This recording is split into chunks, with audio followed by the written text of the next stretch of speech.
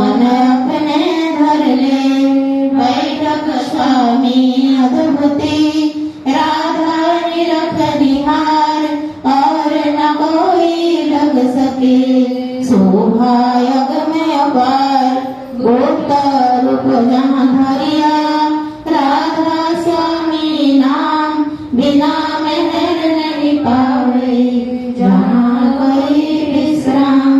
करूं बंद गिरह स्वामी आगे, जिन पर तापो जियो बहु जागे। बारंबार करूं प्रणाम, सद्गुरु पद्माधाम सतनाम। आदि अनादि जुगति नाम, संत स्वरूप सड़ निज धाम।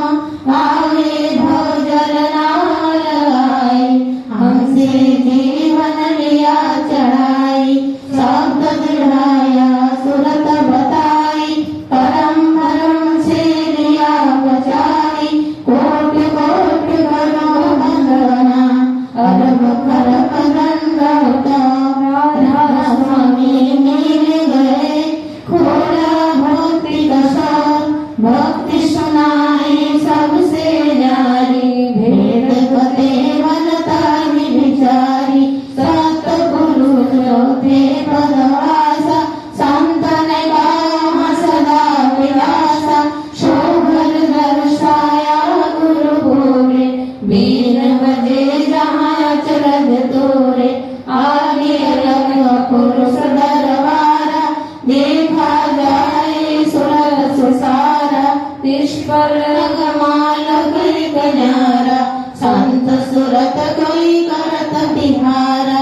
तहाँ से दर से अटल अटारी, अद्भुत राधा स्वामी महल सवारी। सूरत हुई अति कर्म ज्ञानी, पुरुष नामी जाय समानी। करूं बंद गिरह स्वामी आगे, जिन पर तापो जियो बहु जागे। बारंबार करूं प्रणाम, सद्गुरु पद्माधाम सतनाम। करूं बंद गिरह स्वामी आगे, बार बार कर सविनय करूं पुकार। साधु संग मन देव हित, परम गुरु दातार। कृपा सिंधु समर्थ पुरुष, आदि अनादि अपार। राधा स्वामी परम पितु, मैं तुम सदा आधार। पार पार वर जाऊं, तन मन हर चरण पार। क्या मुखड़े में गाऊं, मेहर करी रस कृपा।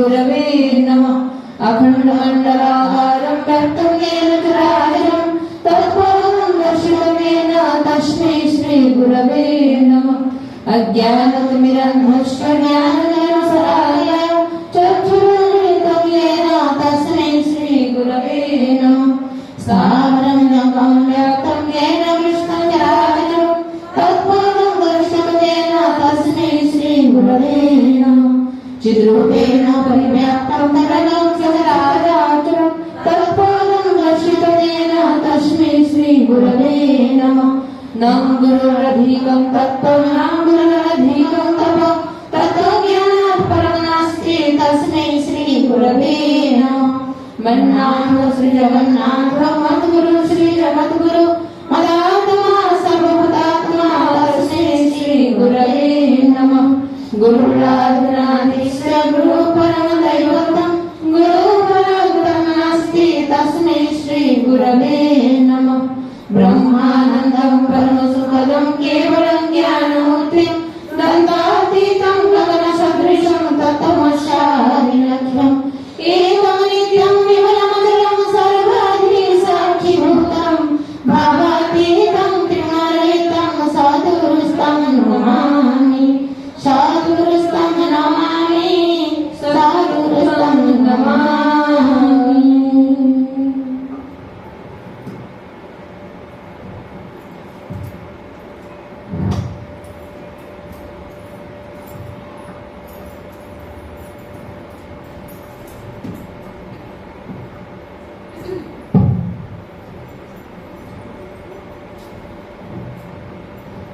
आज बर्तमान सत्यानुष्ठान पाठ करेंगे शुभस्मित।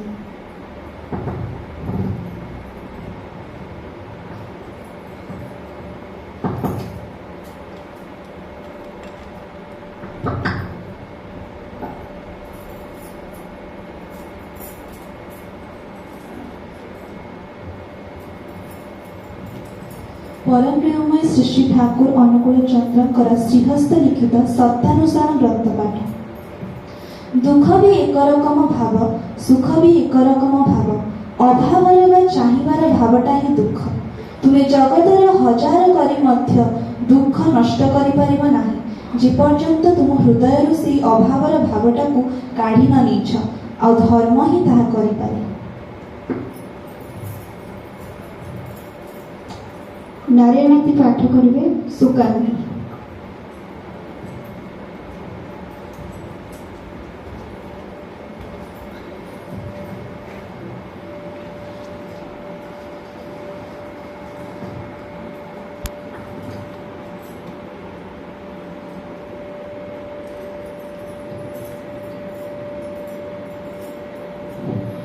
परम दयाल परम प्रेम श्री श्री ठाकुर का श्रीमुख ग्रंथ।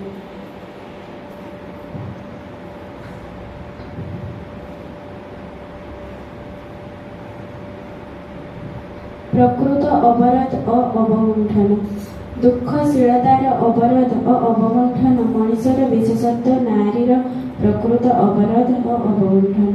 बाणी नंबर 22।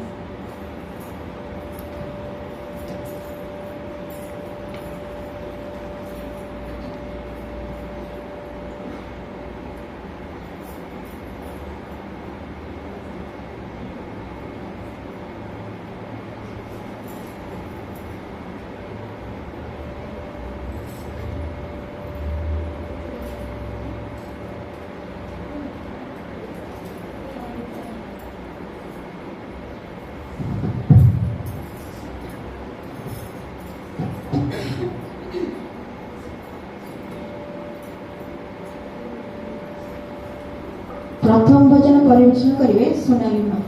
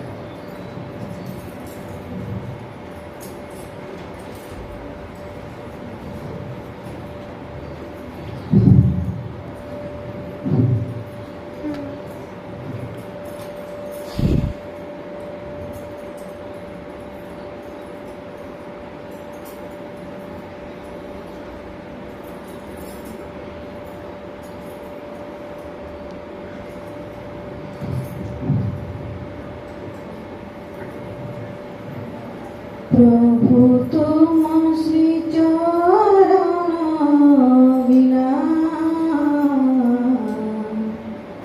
प्रभु तुम श्री चरण बिना,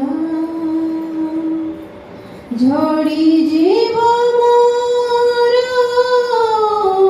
जीवन कुसुम,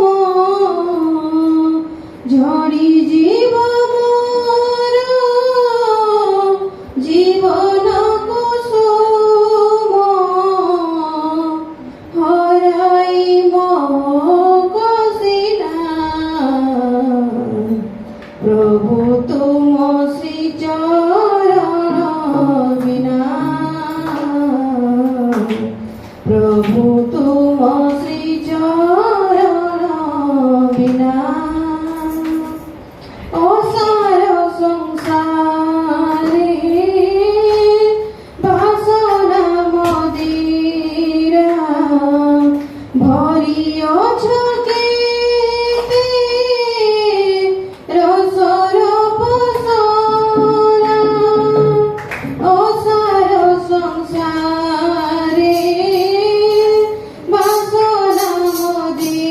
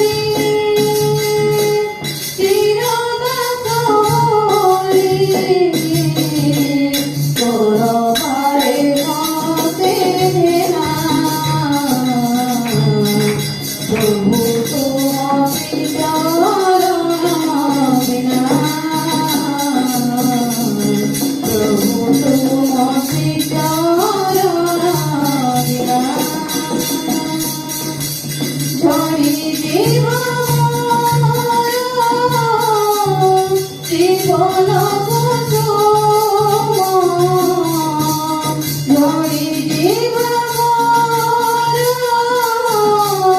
জীবন করাইব কঠিনা প্রভু তোমাকে বিনা প্রভু তোমাকে বিনা।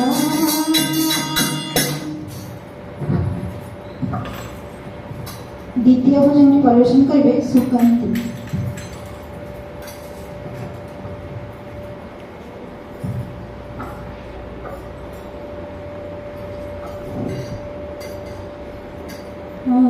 सुन्दरा परुप प्रियतमा नम नमो नम नम नम अग सुन्दरा परुप प्रियतमा नम नमो नम नम नम अन्धारेर पथे তুমি আলো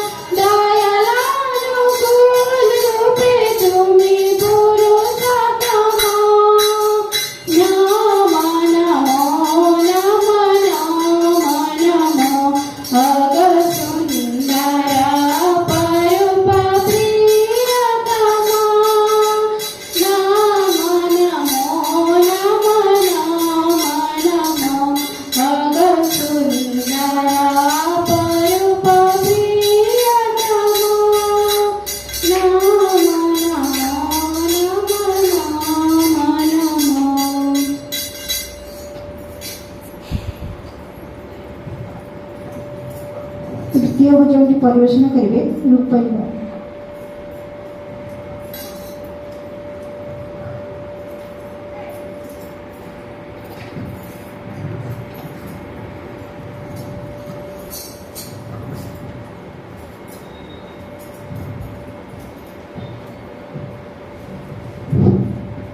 প্রেম মমতার মধু পরাবার উষার পহিলি কিরণ প্রেম মমতার মধু পরাবার উষার পহিলি কিরণ প্রেরণা প্রদীপ প্রভাতি প্রতুষ প্রেরণা প্রদীপ প্রভাতি প্রদূষ কমলম ভক্তি অঞ্জলি জানে মদি পাড়ি ভক্তি অঞ্জলি জানে মদি পাড়ি বন্দি মা তুম চরণ বন্দি মা তুম চরণ প্রেম মমতার মধু পরাবার উষার পহিলি কিরণ মা উষার পহিলি কিরণ আদ্য শক্তি তুমি মাতৃস্বরূপিণী চির পরম সঙ্গিনী আসো আহ্লাদিনী সুরি সুরাগিনী প্রিয়তম পুণ্যাঙ্গিনী প্রিয়তম পুণ্যাঙ্গিনী প্রেমময়ী তুমি করুণাময়ী মা প্রেমময়ী তুমি করুণাময়ী মা তুমি কারণর কারণ তুমি কারণর কারণ প্রেম মমতার মধু পরাবার উষার পহিলি কিরণ মা উষার পহিলি কিরণ পবিত্র পীয়ূষ প্রয়াগ প্রদূষ রসনি প্রকটিত প্রেরণাদায়িনী জগত জননী প্রেরণাদায়িনী জগত জননী পরাভয় প্রদায়িনী পরাভয় প্রদায়িনী সর্ব সুষমা কি দেবী উপমা সর্ব সুষমা কি দেবী উপমা তুমি জগতর জীবন তুমি জগতর জীবন প্রেম মমতার মধু পরাবার উষার পহিলি কিরণ মা উষার পহিলি কিরণ প্রেরণা প্রদীপ প্রভাতি প্রদূষ প্রেরণা প্রদীপ প্রভাতি প্রদূষ কমলম কমলম ভক্তি অঞ্জলি জানে মদি পাড়ি ভক্তি অঞ্জলি জানে মদি পাড়ি বন্দি মা তুম চরণ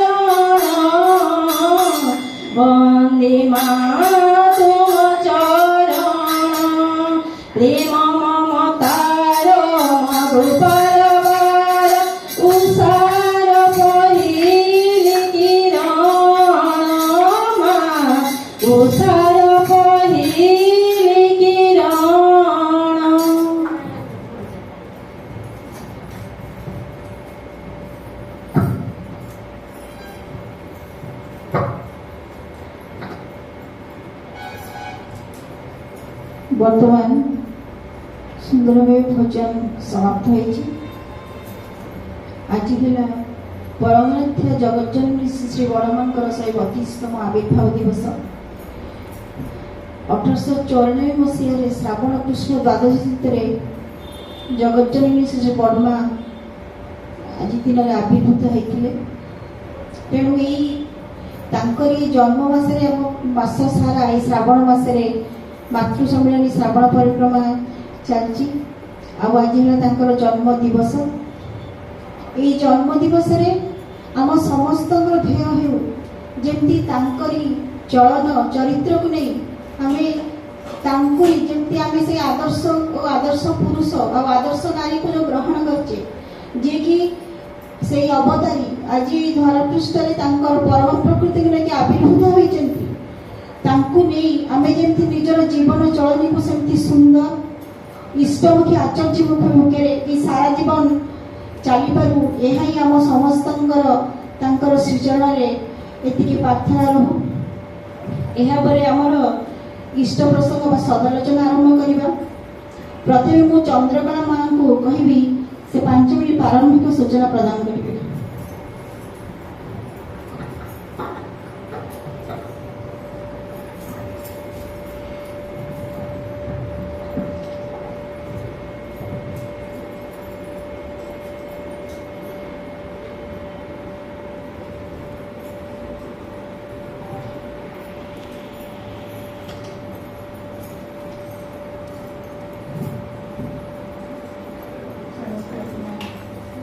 प्रणाम जनाए परम प्रेममय श्री श्री ठाकुर श्री चरण प्रणाम जनाए परमाराध्या जगज्जननी श्री श्री लक्ष्मी माँ को श्री चरण प्रणाम जनाए पूज्यपाद श्री श्री वरदान को श्री चरण प्रणाम जनाए पूज्यपाद आचार्य देवों को श्री चरण एवं अभिनंदन को श्री चरण इष्ट परिवार को श्री चरण में प्रणाम करुछि।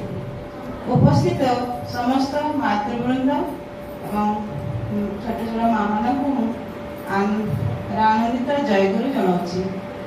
आज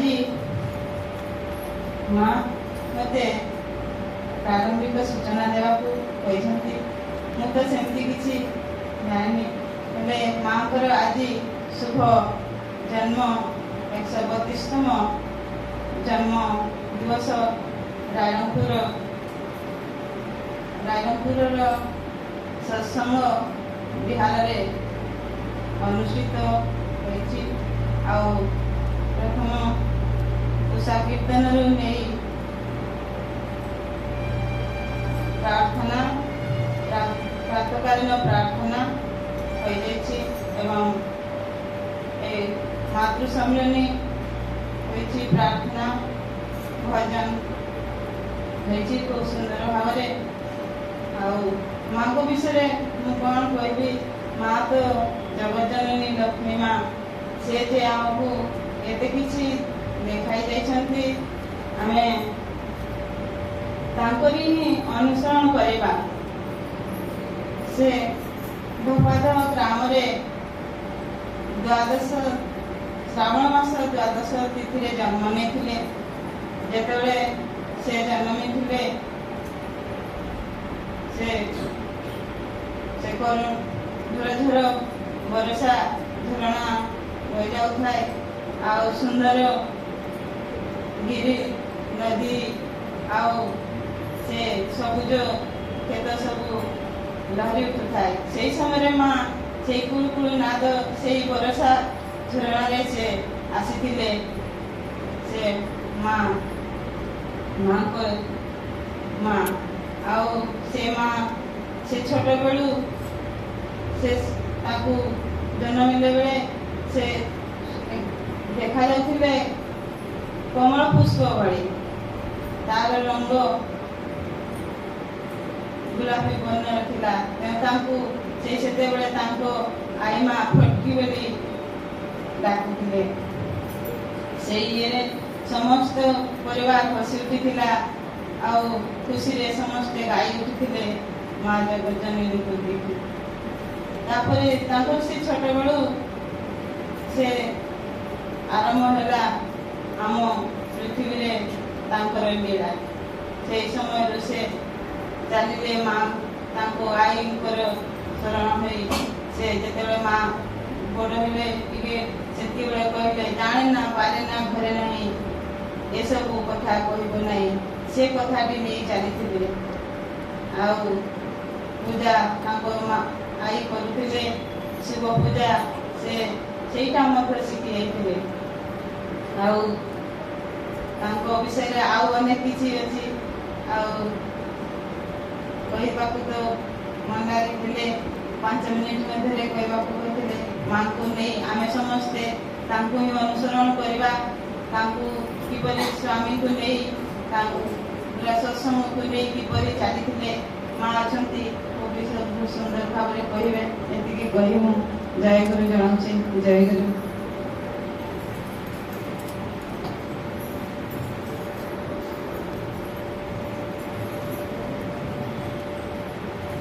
ଏହାପରେ ଦେବକୀ ମାଙ୍କୁ କହିବି ଠାକୁରଙ୍କ ବିଷୟରେ କହିବି।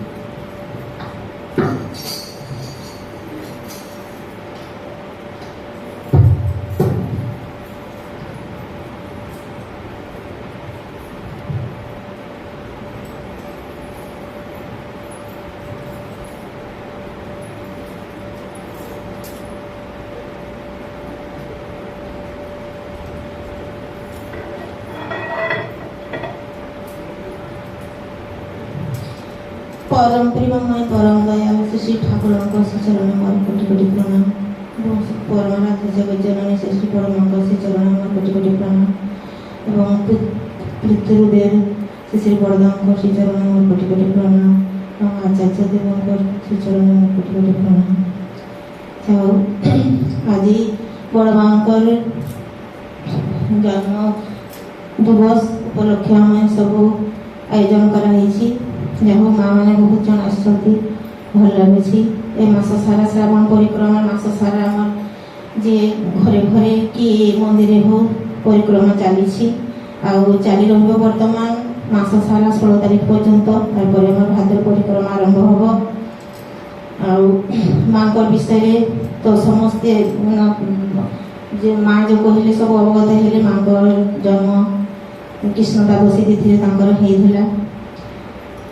ଆମେ ସମସ୍ତେ କେମିତି ମାଙ୍କର ଅନୁସରଣ କରି ଚାଲିବା। ଠାକୁର ଯେ ଆମକୁ ମାନେ ଠାକୁର କହିଛନ୍ତି ଯେ ମୁଁ ଯଦି ଆଉ ଗୋଟେ ମାନେ ନାରୀ ଦେହ ହେଇକି ଜନ୍ମ ହେଇଥାନ୍ତି ତାହେଲେ ସେଇ ବଡ଼ ମା ମାନେ ଠାକୁର ଯେ ବଡ଼ ମା ସେଇ। ତେଣୁ ଠାକୁରଙ୍କର ଜନ୍ମହରା ଯେଉଁ ଭାଷା ବାହାରେ ବଡ଼ ମା ବି ମାନେ ତାଙ୍କର ଏକା କଥା। ଠାକୁର ପଠେଇଦେବେ ବଡ଼ ମା ପାଖକୁ ଯାଅ, କିନ୍ତୁ ବଡ଼ ମା ଯେଉଁ କଥା କହିବେ, ଠାକୁର ଯେଉଁ କଥା କହିଥାନ୍ତେ ଜାଣିଥିବେ ବଡ଼ ମା ବି ସେଇ କଥା କହିଲେ। ତେଣୁ ବଡ଼ ମା ଯେ ଠାକୁର ସେ। ଇଆଡ଼େ କହୁଛନ୍ତି ବଡ଼ଦା ଯେଉଁ ମାନେ ଗୋଟେ ଟଙ୍କା ଯେମିତି ଏପଟ ସେପଟ ଯେମିତି ଗୋଟେ ଟଙ୍କା, ସେମିତି ବଡ଼ଦା ଯେମିତି ଠାକୁର ସେମିତି। ତେଣୁ ଆମ ସମସ୍ତେ କେମିତି ଠାକୁରଙ୍କୁ ଅନୁସରଣ କରି ଠାକୁରଙ୍କର ଚରଣ ଯଜଞ୍ଜାଜ ନିଷ୍ଠ ଭୀତି ସସ୍ତେୟମୀ ସଦାଚାର ପରମାଙ୍କର ଯେଉଁ ନିୟମ ଆମେ ନେଇକି ଚାଲିବା, ତେବେ ଯାଇ ଆମ ଜୀବନ ସାର୍ଥକତା ହେବ। ଆମର ସବୁବେଳେ ମନେ କରିବା ଦରକାର ଯେ ଆମେ ଯେ ଯେଉଁ ଚଳନୀରେ ଚାଲିଛି ବର୍ତ୍ତମାନ ମାନେ ଠାକୁରଙ୍କୁ କିସ କେମିତି କହିଛନ୍ତି, କେମିତି ଚାଲିବା ପାଇଁ କହିଛନ୍ତି। ଠାକୁର କହିଛନ୍ତି ସ୍ୱାମୀକେ ଦେବତା ବୋଲି ମନେ କରିବ, କିନ୍ତୁ ଦେବତା ଦେବଭାବ ଯଦି ଠାକୁର ଆମ ଭିତରେ ଯଦି ଦେବଭାବ ନ ଆସିବ ତାହେଲେ ଆମ ଭିତରେ ମାନେ ସୁସନ୍ତାନ ଆସିବନି। ସ୍ୱାମୀକେ ଦେବତା ବୋଲି ମନେ କରିବେ। ଆମେ ଯେ ଆମ ସ୍ୱାମୀ ମାନେ ଯେ ଆମକୁ ସିନ୍ଦୁର ଦେଉଛନ୍ତି, ସିନ୍ଦୁର ଯେ ବିବାହ ସମୟରେ ଯେ ସିନ୍ଦୁର ଦାନ କରନ୍ତି ଆମକୁ ପୁରା ମଥାରେ, ଆମେ ତ ସିନ୍ଦୁରରେ କାହିଁ ଲଗାଉ, ପୁରା ଉପରେ ଲଗାଉ, ପୁରା ମଥାରେ। ତେଣୁ ଆମେ ମାନେ ସେତେବେଳେ ଆମେ ସ୍ୱାମୀକୁ ପୁରା ମଥାରେ ରଖିଲି। ଏଇଟା ସବୁବେଳେ ମନେ ରଖିବା ଦରକାର। ଆଉ ସ୍ୱାମୀକି ଦେବତା ବୋଲି ମନେ କରିବା ଦରକାର। ସେଇ ଦେବତା ବୋଲି ମନେ କରି ତାଙ୍କର ସବୁ ଟିକେ ମାନେ ତାଙ୍କର କେତେବେଳେ କୋଉ ଦରକାର, ଯେମିତି ଆମେ ଯଦି ଘରେ କୌଣସି ଲକ୍ଷ୍ମୀ ପୂଜା କି କୌଣସି ପୂଜା ବାର ବ୍ରତ କି କୌଣସି ମନ୍ଦିର ମନ୍ଦିରକୁ ଯିବା, କିନ୍ତୁ ଖାଲି ଆମେ ଯୋଉ ପୂଜା କରିବା ଯେ ଆମେ ସବୁ ପୂଜା ସରଞ୍ଜାମ ନେଇକି ବସିକରି ଆମେ ପୂଜା କରିବା ପାଇଁ, ଆଉ ସ୍ୱାମୀଙ୍କର ତାଙ୍କର ଖାଇବା ପିଇବା, ତାଙ୍କର ସକାଳୁ ଯୋଉ ଚାହା ଜଳଖିଆ ନାସ୍ତା ତାଙ୍କର ଯୋଉ ଦେବା କଥା ସେଗୁଡ଼ା ଆମେ ସବୁ ଭୁଲିଯିବା, ଶାଶୁରଙ୍କ କଥା ସବୁ ଭୁଲିଯିବା। ଆମେ ପୂଜା କରିବା ମାନେ ସେ ପୂଜା ନେଇ ବ୍ୟସ୍ତ ରହିବା, କିନ୍ତୁ ସେ ପୂଜା କଲେ ଆମର କିଛି ଫଳ ମିଳିବନି। କାହିଁକିନା ଆଗରେ ଘର ସମସ୍ତଙ୍କ ଶାଶୁ ଶ୍ୱଶୁର ସ୍ୱାମୀଙ୍କର କଥା ସବୁ ଯୋଗାଇ ଦେବା ପାଇଁ ପଡ଼ିବ, ତାପରେ ଆମେ ପୂଜା ନେଇକରି ବ୍ୟସ୍ତ ରହିବା। ସେତେବେଳକୁ ଆମେ ପୂଜା କଲେ ତେବେ ଯେ ଆମର ପୂଜାଟା ସଫଳ ହେବ। ସ୍ୱାମୀକୁ ଦେବତା ବୋଲି ମନେ କରିବା ମାନେ ଏ ଗୋଟେ ମହାଭାରତର କଥା କହୁଛି। ଏଇ ଯୋଉ ଗାନ୍ଧାରୀଙ୍କୁ ବିବାହ ପୂର୍ବରୁ ଗାନ୍ଧାରୀ ଜାଣିଲେ ଯେତେବେଳକୁ ତାଙ୍କର ସ୍ୱାମୀ ଗାନ୍ଧାରୀଙ୍କ ସ୍ୱାମୀ ଧୃତରାଷ୍ଟ୍ରଙ୍କ ସାଙ୍ଗରେ ଯେତେବେଳକୁ ବାହାଘର ହେଇଗଲା, ମାନେ ବିବାହ ହେବା ତାଙ୍କର ସବୁ ଠିକ ହେଲା, ସେତେବେଳକୁ ଧୃତରାଷ୍ଟ୍ର ତ ଅନ୍ଧ ଥିଲେ। ତେଣୁ କିନ୍ତୁ ତାଙ୍କର ପ୍ରକୃତି ତାଙ୍କର ଇଏ ଥିଲା, ଦୁଷ୍ଟ ଥିଲା, ତାଙ୍କର ଠିକ ଇଏ ନଥିଲେ। ତେଣୁ ଯେତେବେଳେ ଗାନ୍ଧାରୀ ଜାଣିପାରିଲେ ଯେ ମୋର ଜଣେ ଦୁଷ୍ଟ ବ୍ୟକ୍ତି ସାଙ୍ଗରେ ମୋର ବିବାହ ଠିକ କରାଯାଇଛି, ମାନେ ସେତେବେଳେ ସେ ଆଖିରେ ସେ ପଟି ବାନ୍ଧି ଦେଲେ। ମାନେ ଆମେ ଜାଣିଛୁ ତାପରେ ସମସ୍ତେ ଜାଣନ୍ତି ଯେ ତାଙ୍କର ସ୍ୱାମୀ ଦୁନିଆ ଦେଖିବା ପାଇଁ ଅନ୍ଧ ଥିଲେ ବୋଲିକି ଗାନ୍ଧାରୀ ଆଖିରେ ପଟି ବାନ୍ଧିଲେ, ସେ ବି ଦେଖିବେନି, ଏଟା ଜାଣିଛୁ। କିନ୍ତୁ ପ୍ରକୃତ କଥା ହେଲା ଯେତେବେଳେ ଗାନ୍ଧାରୀ ଜାଣିଲେ ଯେ ମୋ ସ୍ୱାମୀ ମୋର ଜଣେ ଦୁଷ୍ଟ ବ୍ୟକ୍ତି ସାଙ୍ଗରେ ବିବାହ ଠିକ ହେଲା, ସେତେବେଳେ ସେ ଆଖିରେ ପଟି ବାନ୍ଧିଲେ। ମାନେ ଯଦି ମୁଁ ସେ ଦୁଷ୍ଟ ବ୍ୟକ୍ତିଙ୍କୁ ମାନେ ସେ ଦେଖିବେନି ସେଥିପାଇଁ। କିନ୍ତୁ ଜାଣିଲେ ମନେ ମନେ ଯେ ଏ ଜଣେ ଦୁଷ୍ଟ ବ୍ୟକ୍ତି, କିନ୍ତୁ ତାଙ୍କ ଗର୍ଭରେ ଯୋଉ ସନ୍ତାନ ଆସିଲା, ଯୋଉ ଇଏ ଦୁର୍ଯ୍ୟୋଧନ କେମିତି ପ୍ରକୃତି ସେ ମାନେ କେମିତି ପିଲା ସେ ଜନ୍ମ ହେଲେ, ସେଇ ଯେ ତାଙ୍କର ମନୋଭାବ ଯେ ମୋର ସ୍ୱାମୀ ଜଣେ ଦୁଷ୍ଟ ବ୍ୟକ୍ତି, ସେଇ ଯେ ମନୋଭାବ ନେଇକରି ତାଙ୍କର ଗର୍ଭରେ ଯୋଉ ସନ୍ତାନ ଆସିଲା, କିନ୍ତୁ ସେ ସନ୍ତାନ ଏମିତି ସନ୍ତାନ ହେଲେ ମାନେ ସେ ପୁରା ଇଏଟାକୁ ନାସିଦେଲେ। ଆଉ ତେଣୁ ଆମର ସବୁବେଳେ କେମିତି ମାଙ୍କର ଚଳନରେ ଚଳିବା, କେମିତି ବିବାହ କେମିତି ସବୁବେଳେ ସବୁ ଠିକ ଭାବରେ ହବ, ସବୁବେଳେ ଅନୁଲୋମ ବିବାହ କେମିତି ଆମେ ଝିଅମାନଙ୍କର ପୁଅମାନଙ୍କର କେମିତି ଅନୁଲୋମ ବିବାହ କରିବା, ସେଥିପାଇଁ ଆମର ଜୋର ଦେବା ଦରକାର। ପ୍ରତିଲୋମ ବିବାହରେ ମାନେ ସୁସନ୍ତାନ ଭଲ ଆସିବନି। ପ୍ରତିଲୋମ ବିବାହ ବେଶୀ ଦିନ ସେଟା ଜୀବନ ସାରା ଦୃଷ୍ଟି ବି ଏବେ ତ ଦେଖୁଛନ୍ତି ପ୍ରତି ଘରେ ଘରେ କେମିତି ବର୍ଷ 2 ବର୍ଷ ଯାଉ ବିବାହ ପରେ ନିଜେ ବିବାହ ପସନ୍ଦରେ କରୁଛନ୍ତି, କିନ୍ତୁ ବର୍ଷ 2 ବର୍ଷ ଯାଉ ଡିଭୋର୍ସ ହେଇଯାଉଛି, ଫେର ଆଉ ଜଣେ ପିଲାଙ୍କୁ ବିବାହ କରୁଛନ୍ତି। ଏମିତି ବାର ହଉଛି। ମାନେ ନାରୀ ଜୀବନରେ ଆଜିକାଲି ବେଶୀରଭାଗ ଦେଖାଯାଉଛି ଗୋଟେ ବିବାହ କରି ମାନେ ଜୀବନଟା ଅତିବାହିତ କରିବା ପାଇଁ ଝିଅମାନେ ବହୁତ ଇଏ କରୁଛନ୍ତି। କିଛି ଦିନ ଜଣକୁ ବିବାହ କରି ଆଉ ଜଣକୁ ଆଉ ବିବାହ କରୁଛନ୍ତି, ଏମିତି ବି ହଉଛି। ତେଣୁ ଯୋଉ ଠାକୁର ଯୋଉ ଆମକୁ ରାସ୍ତା ଦେଖେଇଛନ୍ତି, ଯୋଉ ପଥ ଅବଲମ୍ବନ କରିବା ପାଇଁ କହିଛନ୍ତି, ସେଇ ପଥ ଯଦି ଆମେ ଅବଲମ୍ବନ କରି ଆମେ ପିଲାମାନଙ୍କୁ ଝିଅମାନଙ୍କୁ ସଂସ୍କାର ଦେବା, ଛୋଟବେଳେ ଯେମିତି ସଂସ୍କାର ଦେବା ସେମିତି ଛୁଆମାନେ ସବୁ ବଢି ଉଠିବେ।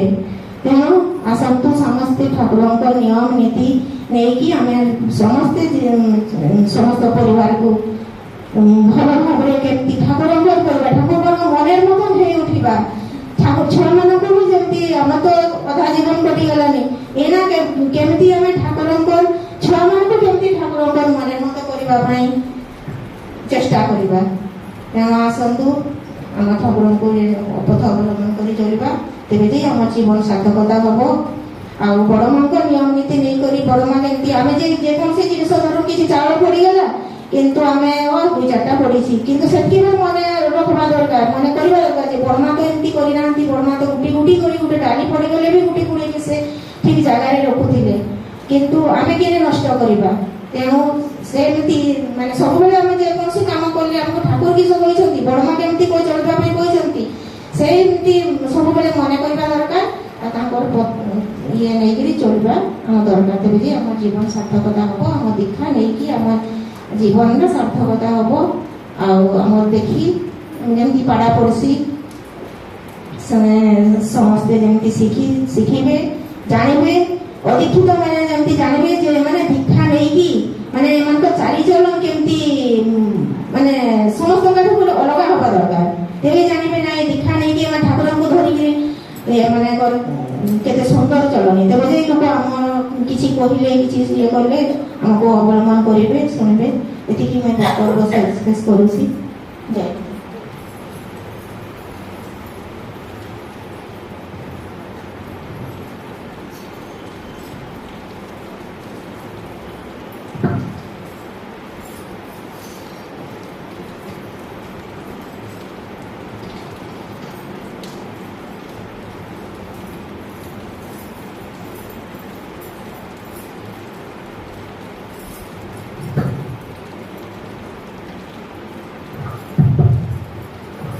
परम प्रेममय श्री श्री ठाकुर, परमराध्या जगज्जननी श्री श्री बड़मा, परम पूज्यपा श्री श्री बड़दा, परम पूज्यपा श्री श्री आचार्य देव श्री चरण प्रणाम।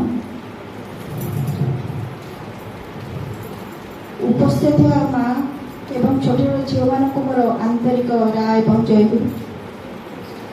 आज तो समस्ते आम जानिले जे आज पुण्य श्रावण मासर कृष्ण द्वादशी तिथि यही दिन 1894 मसीह धोपादह ग्राम लक्ष्मी माँ जन्मग्रहण करते।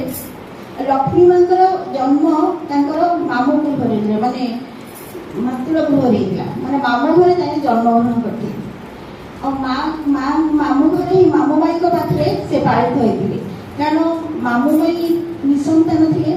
तेणु सी प्रथम संतान सुख देते माने जो ठाकुर आविर्भूत होते अवतारी माने आगुरी जो अवतार माने आसी से जो से जुग उपयोगी आसते किंतु ठाकुर आसले जुग जुग जोटा कह 10,000 वर्ष पर्यंत ठाकुर जो वाणी जो नाम जो ये देखी गले से 10,000 वर्ष पर्यंत मनुष्य को दरकार नहीं सहित आचार्य परिक्रमा देखी माने आचार्य परंपरा देखी गले। तेणु आम आज पाइचे से धन्य जे आम केते जन्मर साधारण फल आम पाइचे पाइबाटा एत सहज नुहे। से पिता माता स्वतंत्र हो निजर पूर्वजन्म कर्मफल हो आम से दीक्षा लाभ करचे। माँ जो लक्ष्मी माँ कथा कहुई जो परम प्रकृति जमी माँ कहते ठाकुर कहते मुझे नारी रूप में आसी था मोर से रूप होता लक्ष्मी माँ। तेणु ठाकुर आ बड़ माँ से प्रत्येक निजर परिपूरक भाया जदि गोटे पुरुष ता जीवन में कौ भाई आदर्श को लेकिन चलो से ठाकुर जीवन को पाइपर सेमती गोटे नारी आदर्श कौन से किभली भाव चलिए से सुसंतान प्राप्ति कर कारण मनीष केवल निजे जो निजे चलीगले हेनी तार पर पीढ़ी ठाकुर जोटा कहते जे संतान किपरि हम सेटा ही तोर जीवन को आगे चलेब।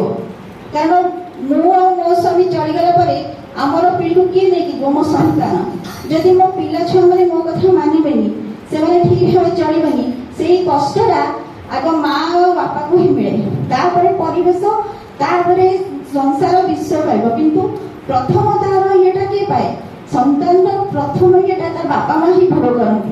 तेणु ठाकुर से शिक्षा दीक्षा विवाह ये तीनटा को भीषण भाव जोर देते कारण शिक्षाटा ठाकुर पोथीगत शिक्षा कथा कहना कौन सी डिग्री डिप्लोमा कथा कहना ठाकुर कहते माने मनुष्य शिक्षाटा केमती हम तार चाली चलन मोर कथबार्ता चाली चलन मुझे भाव चलि कि चिंता करी आ बेसी से ठाकुर बेसी माँ मान दायित्व देते कारण माँ ही केवल संतान सृष्टि करें माने माँ चाली चलन शुद्धता उपर ही जातिर शुद्धता निर्भर करे।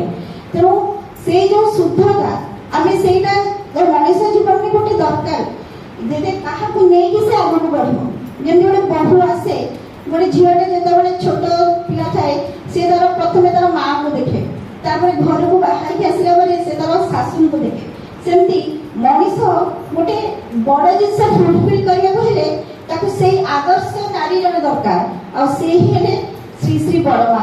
ତାଙ୍କୁ ଧରି ମାନେ ଆମର ସଂସାରକୁ ଆମେ କିଭଳି ଭାବେ ଚଳେଇ ପାରିବା।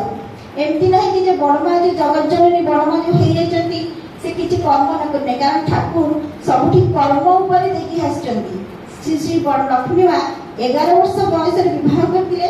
ସେତେବେଳେ 11 ବର୍ଷ ବୟସରେ ସେ ଶାଶୁ ଶ୍ୱଶୁର ଆଈ ଶାଶୁ ତାଙ୍କର ଦିଅର ନଣନ୍ଦ ସମସ୍ତଙ୍କୁ ନେଇ ତାଙ୍କ ପରିବାର ଚଳୁଥିଲେ।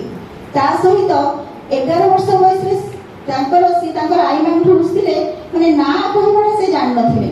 ତେଣୁ ଯେତେବେଳେ ଯାହା ତାଙ୍କୁ କୁହାହଉଥିଲା ସେ କେବେ ନାଁ ବୋଲି କହୁନଥିଲେ, ସେଟା ଚେଷ୍ଟା କରୁଥିଲେ, ଅସୁବିଧାରେ ପଡୁଥିଲେ, ଗାଳି ଖାଉଥିଲେ, କିନ୍ତୁ ତାକୁ ତାପରେ ସେ ଶିଖି ଯାଉଥିଲେ।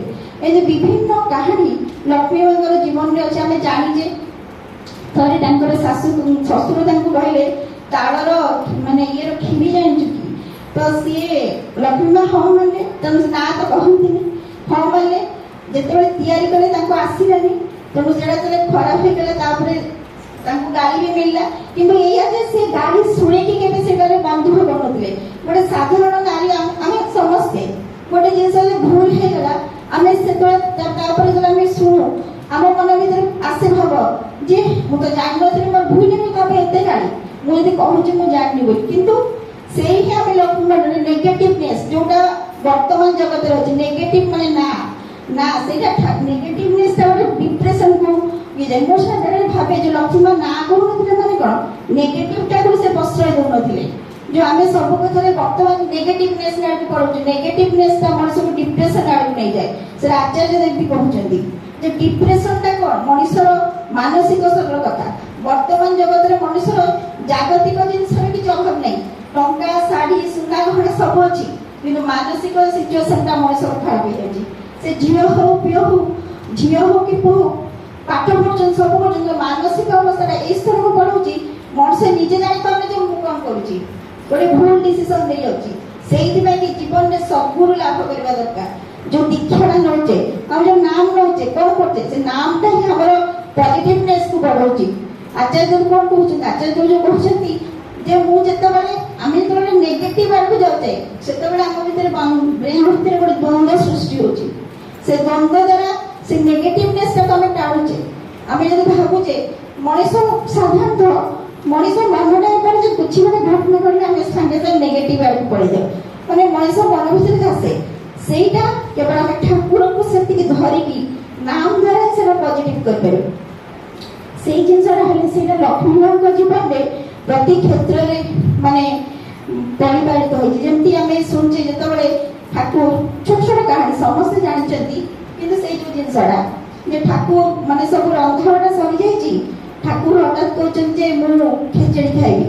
ठाकुर बड़ माँ को बड़ माँ बोली संबोधन करते तेणु से कहते बड़ माँ मत आज खेचड़ी खाइबार इच्छा होती। तो से बड़ माँ किसी कही ना ठाकुर आसिक आश्रम में बसु बसु बड़ माँ आसी खेचड़ी परिवेशन कर देते।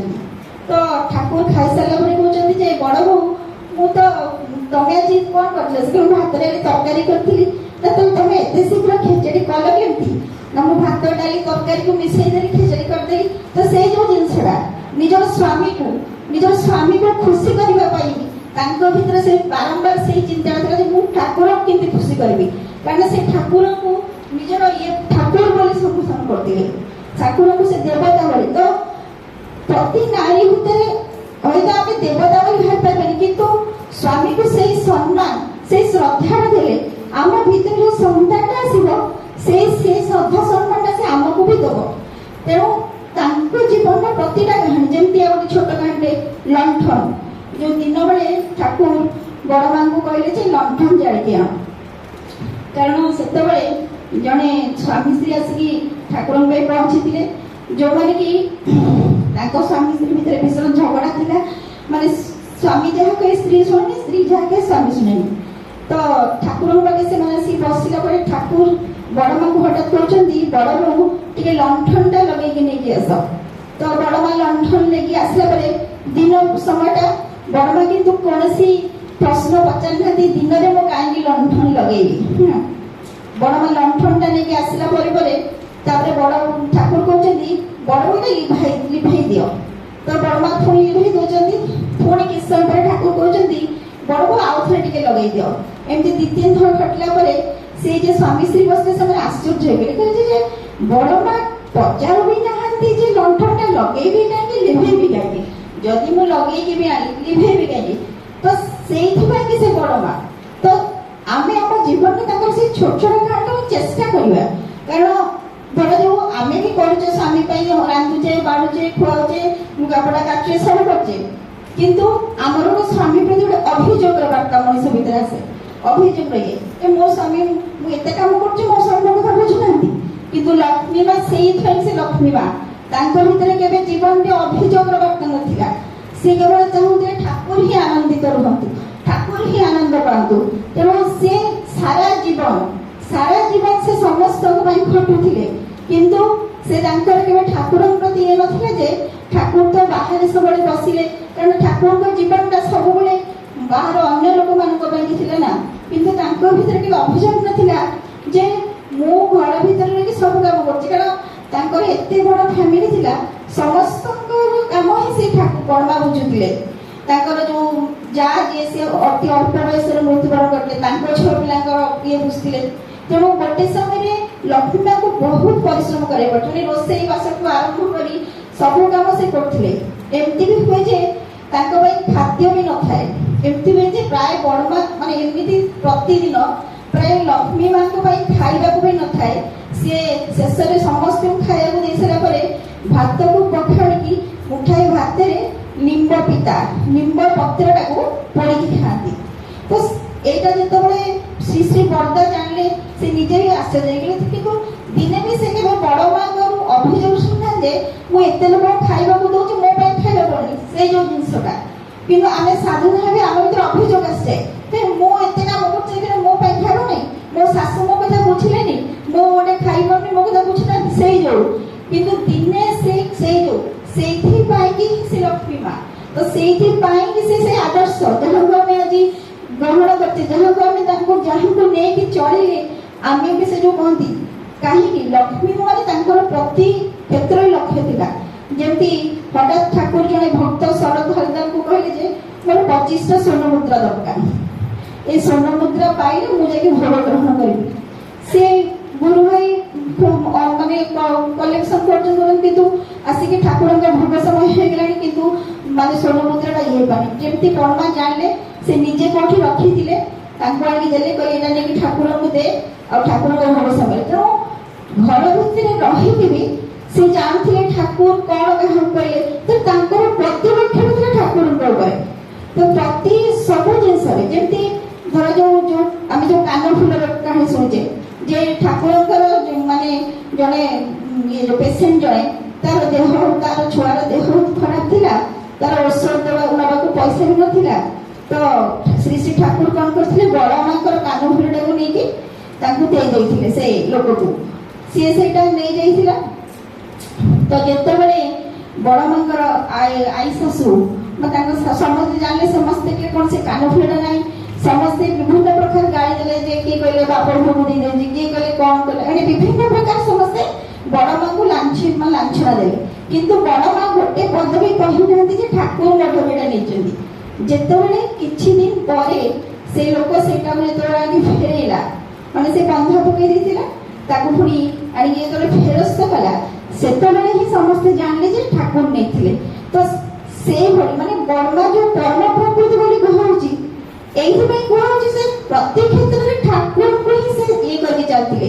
କାରଣ ସେ ଜାଣିଥିଲେ ଠାକୁର ଆସିଛନ୍ତି ଏଇ ଯୋଉ ସମାଜଟା ବର୍ତ୍ତମାନ ଚାଲିଛି, ସେ ସମାଜର ଲୋକମାନଙ୍କୁ ଉଦ୍ଧାର କରିବାକୁ ଆସିଥିଲେ, ସେ ନିଜ ପାଇଁ ଆସିନଥିଲେ।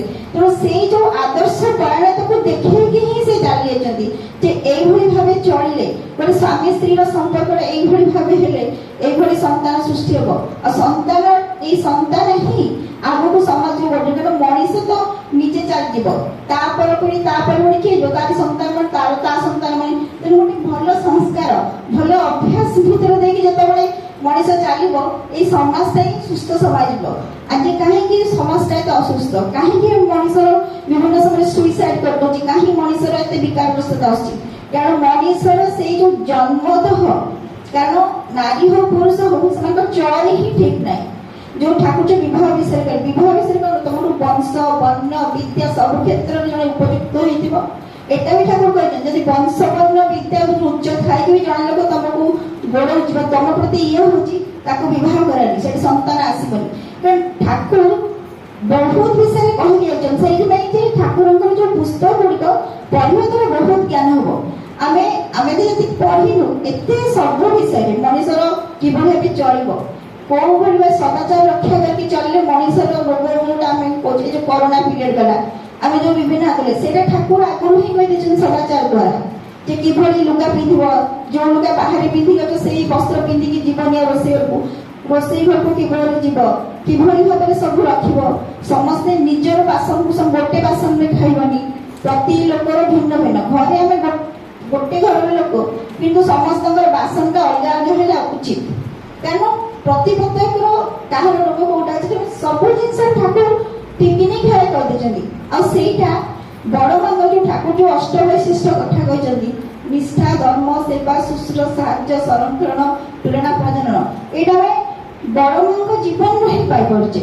ତାଙ୍କର ପ୍ରତି କ୍ଷେତ୍ରରେ ମାନେ ଅତି ଛୋଟ ଛୋଟ କାହାଣୀ ଅଛି। ଯେମିତି ଗୋଟେ ଥରେ ଶ୍ରୀ ଶ୍ରୀ ଠାକୁର କହିଲେ ଯେ ମୁଁ ଟିକେ କଳମ ଶାଗ ଖାଇବି। କଳମ ଶାଗଟା ବହୁତ ମାନେ ଇଏ ଜାଗାରେ ଅପରିଷ୍କାର ଜାଗାରେ ହୁଏ। ତ ବଡମା ସେତେବେଳେ ଆଉ କିଛି କହିଲେନି। 6 ମାସ ପରେ ବଡମା ଠାକୁରଙ୍କୁ କଳମ ଶାଗଟା ଦେଲେ ଖାଇବାକୁ।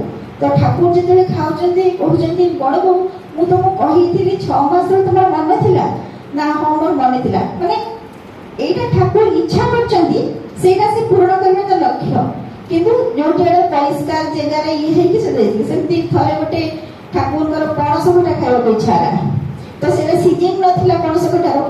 ତ ସମସ୍ତେ ବ୍ୟସ୍ତ ହେଇଗଲେ ଯେ ପଣସ କଠା ଆସିବ ପରେ ଯେ ଠାକୁର ଇଚ୍ଛା କରିଛନ୍ତି ଖାଇବେ। ତାପରେ ଲକ୍ଷ୍ମୀ ମା ନିଜେ ସ୍ୱୟଂ ଶ୍ରୀ ଶ୍ରୀ ବଡମା କହିଲେ ଯେ ଏଇ ଜାଗା ଦେଖ ଏଇ ଯୋଉ ଗୋଟେ ଗଛ ଥିଲା ଏଇଠି ବୋଧେ ହେଇଥିବ। ତାପରେ ସେଇଠି ଗୋଟିଏ ପଣସ କଠା ଥିଲା ଯୋଉଟା ସେ ତରକାରୀ ତ ଠାକୁରଙ୍କ ତାଙ୍କର ମୂଳ ଲକ୍ଷ୍ୟ ଥିଲା ଠାକୁରଙ୍କୁ ତୃପ୍ତି କରିବ। ତ ଗୋଟେ ମଣିଷ ଜୀବନରେ ଗୋଟେ ନାରୀ ଜୀବନରେ ଯେତେବେଳେ ସେ ବିବାହ କରିକି ଆସୁଛି ନାରୀକୁ କାହିଁ କୁହାଯାଇଛି ବଡ ବୋଲି ଦୁଇ ଗୁଣରେ ହେଇତା। ସେ ଗୋଟେ ଝିଅ ହଉଛି ତାପରେ ଗୋଟେ ଆଉ ନିଜର ସଂସ୍କାର ନିଜର ଇଏକୁ ଧରିକି ଆଉ ଗୋଟେ ପରିବାରକୁ ଆସୁଛି। ସେଇ ପରିବାରକୁ ସେ ଯେତିକି ସୁନ୍ଦର ଭାବେ ଚଳେଇ ପାରିବ ଯେତିକି କଷ୍ଟ ସହିବ। ମୋର ଶାଶୁ ଶ୍ୱଶୁର ହୁଅନ୍ତୁ ଏଠି ବି ଗୋଟେ ପଢୁଥିଲି ଯେ ଶାଶୁ ଶ୍ୱଶୁର ଯେତେ ଯାହା ହେଲେ ବି ଯେତେବେଳେ ଧର ଯୋଉ ପୁଅ ଭୁଲ ଥାଏ ଶାଶୁ ଶ୍ୱଶୁର ମଣିଷ ପ୍ରତି ମଣିଷର ଭୁଲ ଅଛି। ଶାଶୁ ଶ୍ୱଶୁର ବି ତାଙ୍କର ଭୁଲ ରହିବ ସେଟା କଥା ନାହିଁ।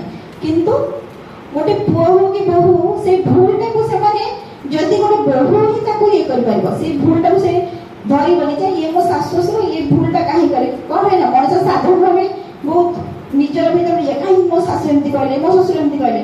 ତ ନିଜକୁ ନିଜେ ସେଇଭଳି ଭାବେ ଆମେ ତାଙ୍କୁ ଧରିଛେ। ତେଣୁ ଆମେ ଜାଣୁଛେ ଯେ ସିଏ ଭୁଲ କଲେ ବି ତାଙ୍କ ସହିତ ଆମକୁ ତାଙ୍କ ଭଲ ପାଇ ପଡିବ। କାରଣ ମୁଁ ଯୋଉ ଯାହାକୁ ମୁଁ ନିଜର ବୋଲି ଭାବୁଛି ମୁଁ ଯୋଉ ସ୍ୱାମୀକୁ ନିଜର ବୋଲି ଭାବୁଛି ସେ ତାର ପିତା ମାତା। ତ ମୁଁ ଯଦି ତାଙ୍କ ପ୍ରତି ଅନ୍ୟାୟ କରୁଛି ସେଇ ଯୋଉ କର୍ମରେ ଏଇଟା ମତେ ଭୋଗିବାକୁ ପଡିବ। ତ ଯେତେ ଯାହା ଭୁଲ କରିବେ ଶାଶୁ ଶ୍ୱଶୁର ଯଦି ଲକ୍ଷ୍ମୀ ମା ସବୁ ପ୍ରକାର କଷ୍ଟ ମାନେ ତାଙ୍କର ଯେ ପିଇସି ଶାଶୁ ଥିଲେ ଲକ୍ଷ୍ମୀ ମାଙ୍କର ସେ କଣ କରୁଥିଲେ ନା ତାଙ୍କର ଲକ୍ଷ୍ମୀ ମା ରୋଷେଇବାସ କରିକି ଆସିଥିବେ। ସିଏ କଣ କରିଥିବେ ତା କୋଉଥିରେ ଲୁଣ କୋଉଥିରେ ଅଧିକ ହଳଦୀ କୋଉଥିରେ ଲଙ୍କା ମିଶେଇ ଦେଇଥିବେ। ଯେତେବେଳେ ସମସ୍ତେ ଖାଇବେ ସେତେବେଳେ ସମସ୍ତେ ଛିଚା କଣ ନୂଆ ବୋହୁଟା ଏମିତି ରାନ୍ଧିଛି କୋଉଠି ରାଗ ଅଟଣା ଏମିତି କଣ ହେଇଛି। କିନ୍ତୁ ଲକ୍ଷ୍ମୀ ମା ଜାଣନ୍ତି କିନ୍ତୁ ସେ ଗୋଟେ ପଦ ବି ସେଠି କୁହନ୍ତିନି। ସବୁ ଜାଣନ୍ତି କିନ୍ତୁ କୁହନ୍ତିନି। କିଛି ଦିନ ପରେ ସେଟା ଦେଖି ଦେଖି ସେ ନିଜେ ହିଁ କହିଲେ ବାପରେ ଇଏ ତ କିଛି କହୁନି। ମାନେ ସେ ଯୋଉ ସହନଶୀଳତା ତାଙ୍କଠୁ ଆମେ ସେଇ ସହନଶୀଳତା ଲାଭ କରିବା। ଆମ ଭିତରେ ଆସିବ ଆମେ ମଣିଷ ଆମ ଭିତରେ କ୍ରୋଧ ଆସିବ ଆମକୁ ଇଏ ଆସିବ। କିନ୍ତୁ ଠାକୁର ଯୋଉ କହିଲେ ସେଇଟାକୁ ନିୟନ୍ତ୍ରିତ କରିବାକୁ ଆମେ ଆସିଛେ। ଠାକୁର କହିନାହାନ୍ତି ଯେ ପଞ୍ଚରିପୁକୁ ତ୍ୟାଗ କରିବାକୁ କହିନାହାନ୍ତି କୋଉଠି। ଠାକୁର କହୁଛନ୍ତି ତାକୁ ନିୟନ୍ତ୍ରିତ କର ସୁନିୟନ୍ତ୍ରିତ କର। ସେ ଯୋଉ ପ୍ରକୃତିଟାକୁ ନିଜ କାମ କ୍ରୋଧ ମୋହ ଲୋଭ ଯୋଉଟା ବି ଅଛି ତାକୁ ନିୟନ୍ତ୍ରିତ କରିବାକୁ କହୁଛନ୍ତି। ନିଜ ଭିତରେ ନିୟନ୍ତ୍ରିତ କର। ତେଣୁ ସେଇ ଯୋଉ ନାମ ଯୋଉ ଠାକୁର ଦେଇଛନ୍ତି ଆମକୁ ଯୋଉ ନାମଟା ସେଇଟା ହେଲା ସବୁଠୁ ବଡ। ତେଣୁ ଦୀକ୍ଷା ଆଉ ନାମ ଏଇଟା ଗୋଟେ ଜରି ଦରକାର। ତା ସହିତ ଶୋଷଇନି ତା ସହିତ ସଦାଚାର ଆସୁଛି। ତେଣୁ ନିଜକୁ ସଜାଡ଼ିବାକୁ ଆମେ ଆସିଛେ। ଆମେ କାହାକୁ ସଜାଡ଼ିବାକୁ ଆସିନି। ଆମେ ନିଜେ ସଜାଡ଼ିଲେ ଆମର ପରିବେଶ ପରିଚୟ ସମସ୍ତଙ୍କୁ ଆମେ ସଜାଡ଼ି ପାରିବା। ତେଣୁ ଆଚାର୍ଯ୍ୟ ଯୋଉଟା କହୁଛନ୍ତି ତମେ ଠାକୁରଙ୍କ ପରିଚୟ ନ ଦେଇକି ନିଜେ ଏପରି ଭାବରେ ଚାଲ जे तुमको देखिकी लोक कहबे ये ठाकुरଙ୍କ लोक। तेणु आमे जो जानिचे आमे जो सब जानुचे जानिके भी यदि करूने ताठू हमर ठुले मूर्ख के ना। तेणु आमे यदि ताको पाइचे ताको जानुचे आ ए जिसर उचित प्रति मनुष्य जाने जोटा उचित कर्म किंतु निजर प्रकृति रता प्रसे सेटा करेनी। मु जानिची शाश्वत न मानिबा कथा जानिनी गण जानिची किंतु मते राग आसले मु कहि देबी ठीक अछि तापर मते भूल मागि दियो किछि नै किंतु हमको सेही तांको जोटा जानुचे से जानिबाटा को नै कि हमको आगु को बढ़िया पड़बो आगु को बढ़िले ही हमर जीवनटा सेति सुंदर सरस होई परबो। आमे भी हमर संतान मन को सेही मार्गरे नबा जो मार्गे नेले से माने भी आगु को सेति सुंदर जीवन यापन करबे। कारण वर्तमान समाज पाई कि वर्तमान प्रकृतिर अति दरकारी दीक्षा दीक्षा से जो नाम टा पाउचे से नाम देखा द्वारा ही हमें निज को आगु को अति सुंदर ए कर परबा। आ सेही लक्ष्मी मां को चलनी रे गोटे मार करते बेसी गोटे छुआ को पालन करते गोटे मार करते ही बेसी अधिक अछि। तेणु आमे सेही भली लक्ष्मी मां को जीवन रो से चलनी को नेकी किभली भाई गोटे गोटे माटे गोटे नारीटे चलिले ता जीवनटा सेमती सुंदर भावे चली पाइबो सेते ही हमें जानि पाइबो। एतिकी प्रभुति रहउची जय।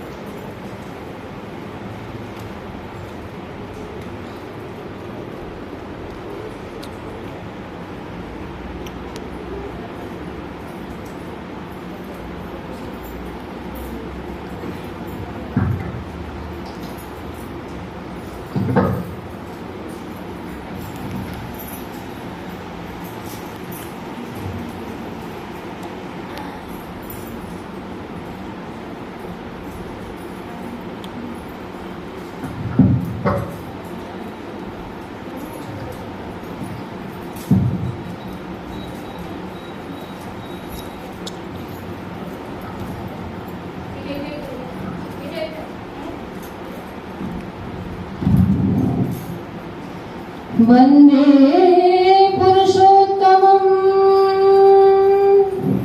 वन्दे पुरुषोत्तमं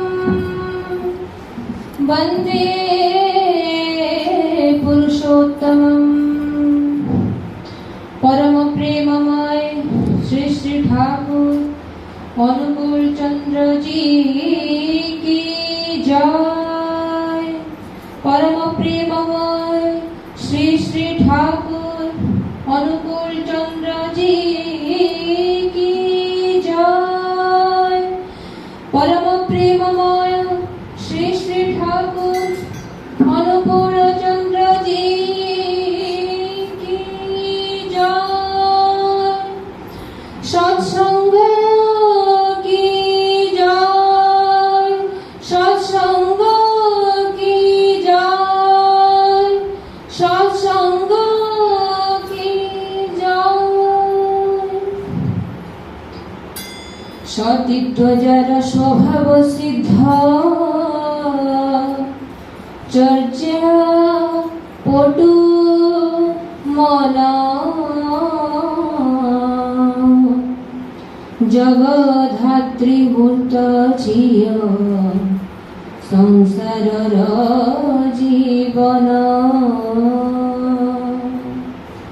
लक्ष्य कामरे व्यस्त रही से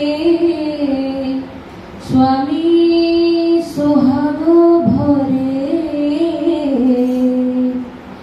केउ फांकरे समय करी स्वामीर सेवा करे। सतीत्व जार स्वभाव सिद्ध शौर्य पटु मन जगधात्री मुक्त झिय संसारर जीवन लक्ष्य कामरे व्यस्त रही से स्वामी सोहाग भरे केउ फांकरे समय करी स्वामीर सेवा करे।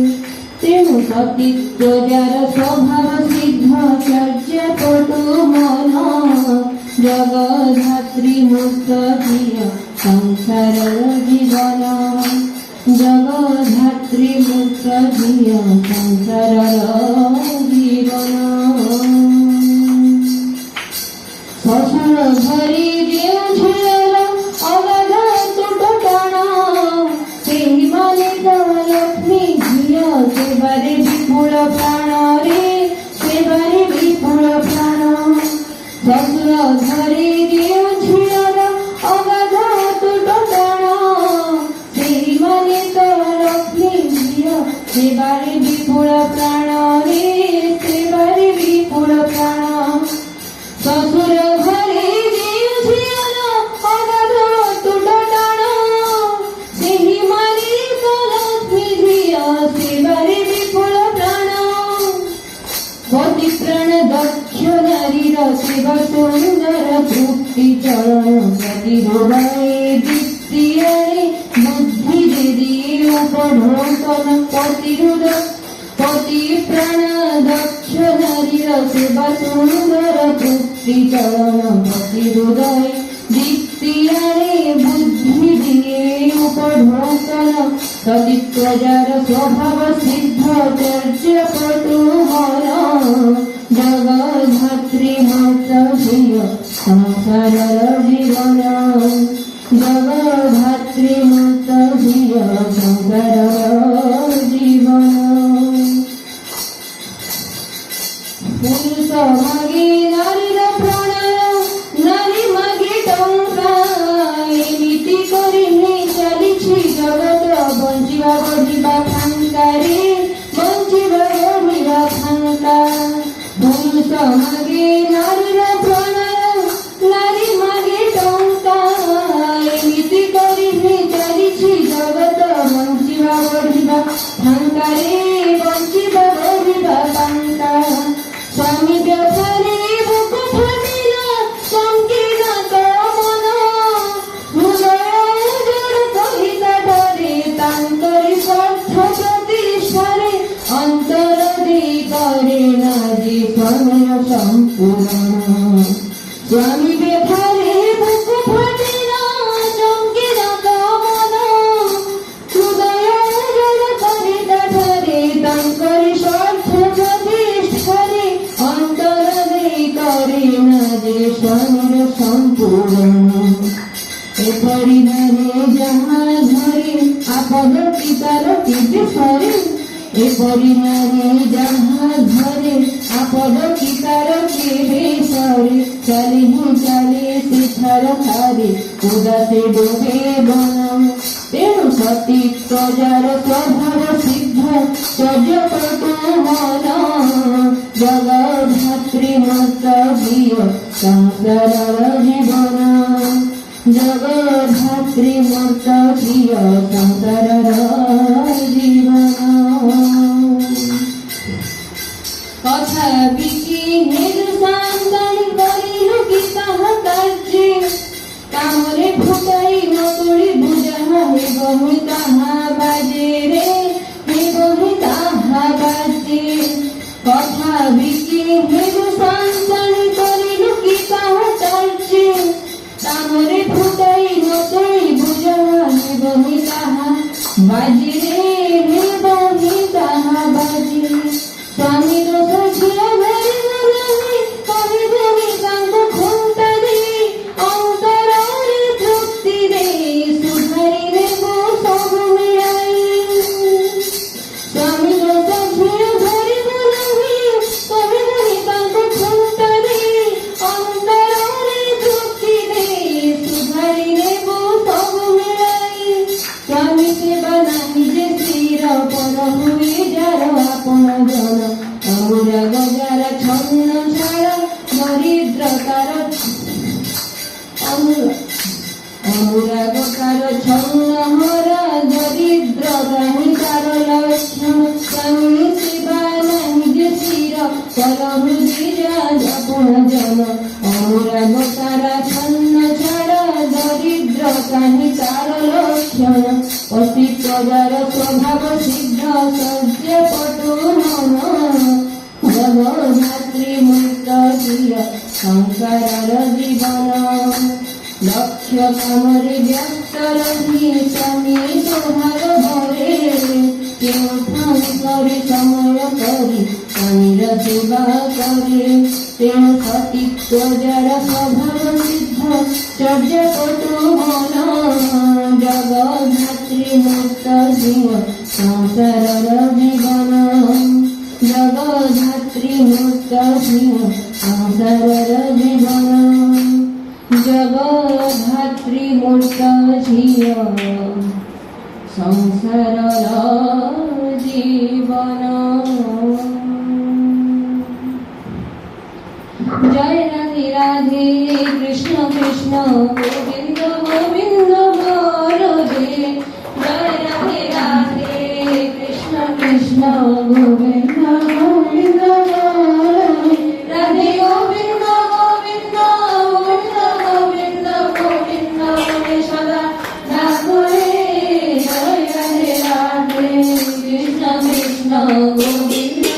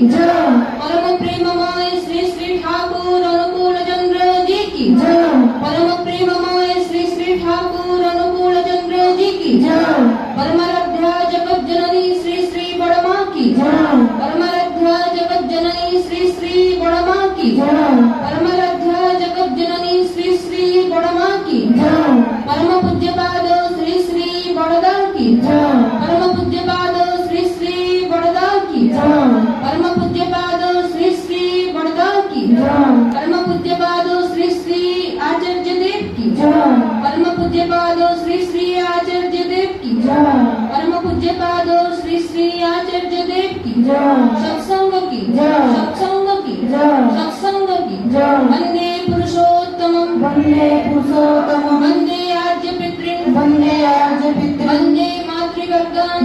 मातृवर्गं वंदे अहं कृष्ण